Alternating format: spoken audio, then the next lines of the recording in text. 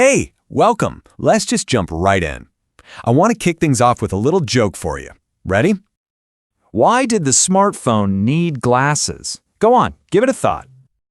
Because it lost all its contacts. Get it? Okay, I'm pretty sure you just laughed. Or at the very least, you cracked a smile. But have you ever actually stopped and wondered why? Why did that silly little pond make your face do, well, that? It seems like such a basic human thing, right? But the real reasons we smile and laugh are way more complicated and honestly more surprising than you'd ever imagine. So let's dive into this question. So, here's the first big surprise. We think of laughter as the end of a joke, the punchline. But what if I told you that most of the time, laughter has almost nothing to do with humor at all? This neuroscientist, Robert R. Provine, he dedicated his career to the stuff. And he and his team did something kind of brilliant in its simplicity. They just eavesdropped on people.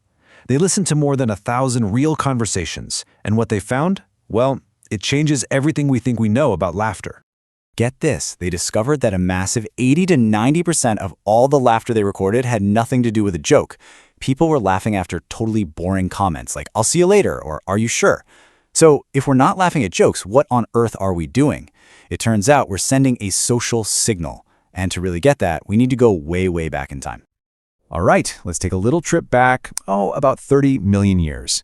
Because the real origin of your friendly smile isn't found in a moment of happiness. It actually started with something much more primal, fear. See, our primate ancestors had this thing called the silent bared teeth display. And yeah, it kind of looks like a smile, but it meant the exact opposite. It was a gesture of submission. A lower-ranking primate would flash this look at a more dominant one to say, "Hey, I'm not a threat, please don't hurt me." The key thing here is that showing your teeth wasn't about being friendly. It was a survival tactic to avoid a fight. You can see this incredible transformation here. It all starts 30 million years ago with that nervous fear grin. But over countless generations, that signal slowly starts to change. It goes from, "I'm not a threat," to something more like an appeasement gesture. And eventually, it becomes the amazing social tool we have today. A tool for greeting each other, for bonding, for communicating all sorts of complex stuff without saying a single word. Okay, so that's the ancient history lesson. But what's going on inside our bodies and our own biology when we smile or laugh right now? Let's take a look at the chemistry. The second a genuine smile starts to form on your face, your brain just unleashes this amazing chemical cocktail. You've got endorphins, which are basically your body's own natural painkillers. You get a hit of dopamine, which amps up feelings of pleasure. And you get serotonin, which helps stabilize your mood. It's like a built-in, on-demand happiness machine. And this isn't just some vague feeling. You can see the real physical effects right here. All those chemicals have tangible benefits.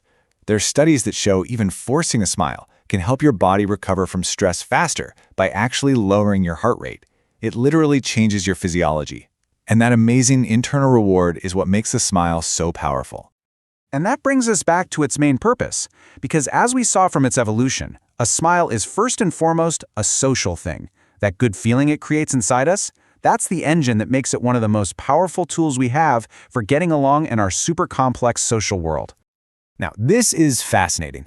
Our brains are incredibly good at telling the difference between a real, genuine smile and a polite, social one. A true smile, what scientists call a Duchenne smile, uses the muscles that pull up your mouth, sure, but it also uses the muscles around your eyes, the ones that give you crow's feet.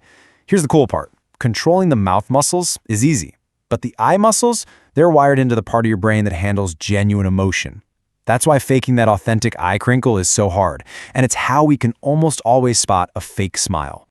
So we use these different smiles for very specific reasons, which basically fall into three main categories. First, you've got the reward smile. That's the one that tells someone, "Hey, what you just did was great, keep doing it." Then there's the affiliative smile.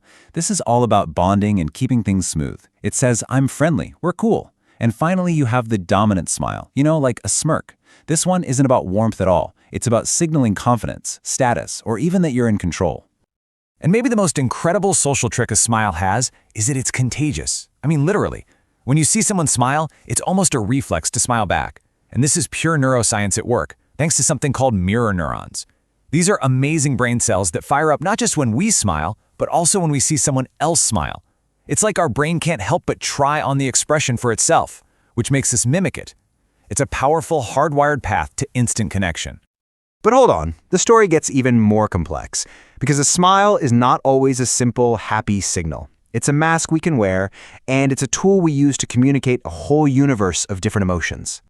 We're all taught smile equals happy, but that is a massive oversimplification. In fact, psychologists have identified over a dozen different kinds of smiles. And think about it, this makes sense. We smile when we're embarrassed. We smile when we're miserable to try and hide it. We even have smiles that are really just grimaces of anger or frustration. In all those cases, the smile has nothing to do with joy. It's a complex social move, and a bit of a throwback to its ancient, non-happy origins.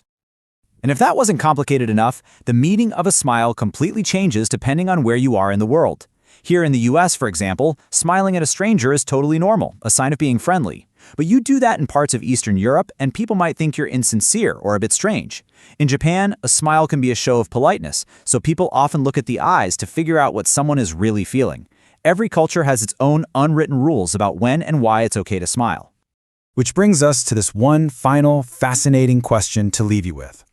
A smile is an ancient reflex, a chemical mood booster, a highly advanced social tool, and a very specific cultural signal, all wrapped into one.